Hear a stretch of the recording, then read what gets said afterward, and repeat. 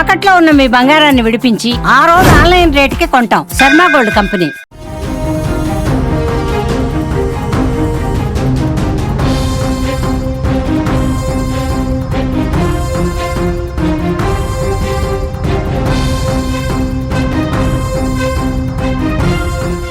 Big breaking news చూస్తున్నాం. తిరుపతి జిల్లాలో పరువు హత్య దుమారం రేపుతున్న సమయంలోనే ఏపీలో మరో పరువు హత్య అంటూ వార్తలు కలకలం రేపుతున్నాయి.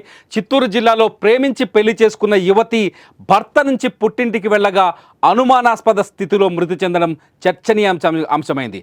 ఆమె కుటుంబ సభ్యులే నమ్మించి పిలిపించి చంపేశారని భర్త ఆరోపించడం సంచలనం సృష్టిస్తోంది.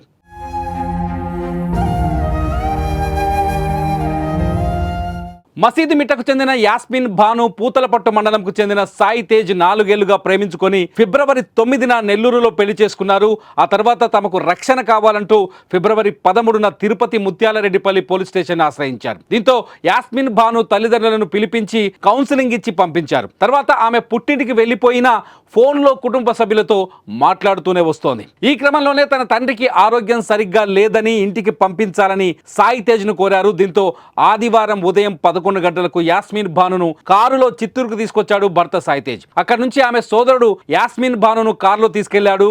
ఈ క్రమంలోనే తన ఇంట్లో యాస్మిన్ భాను చనిపోవడంతో మిస్టరీగా మారింది మొత్తం ఉదంతం. తన భార్యను కుటుంబ సభ్యులే చంపేశారని సాయి తేజ్ ఆరోపిస్తున్నాడు. అదే అనుమానంతో పోలీసులకు కూడా ఫిర్యాదు చేశాడు. దీంతో పోలీసులు కేసు నమోదు చేసి దర్యాప్తు మొదలుపెట్టారు.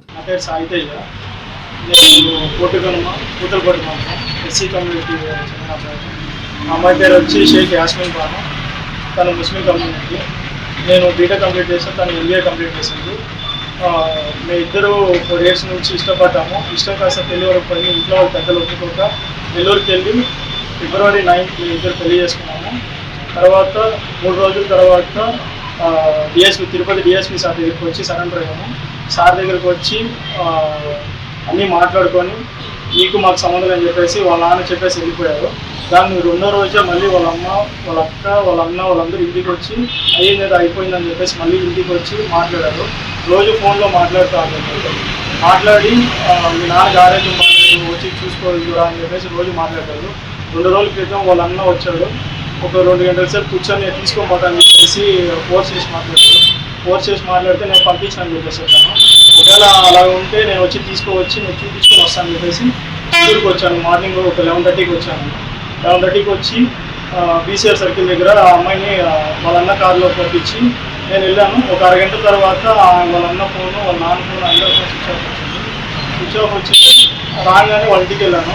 వాళ్ళ ఇంటికి వెళ్ళేసి అడగగానే వాళ్ళ అక్క వచ్చి గవర్నమెంట్ హాస్పిటల్లో ఉంది, వెళ్ళి చూసుకోకపోని చెప్పేసి చెప్పారు. మేము అప్పటికప్పుడు గవర్నమెంట్ హాస్పిటల్కి వెళ్ళగానే అక్కడ ఎవరు లేరు.